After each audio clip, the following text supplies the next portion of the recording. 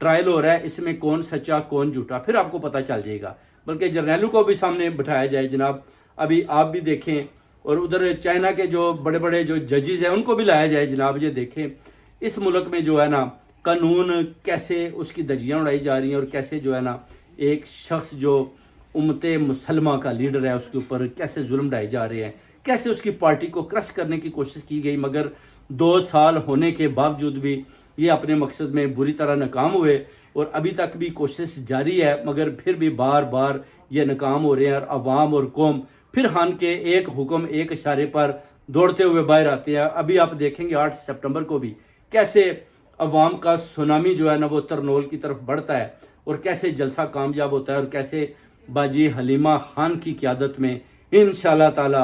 بھرپور قسم کی جناب پوری دنیا سے جناب انشاءاللہ اوورسیز کمیونٹی جو پاکستانی ہے اس کے علاوہ پوری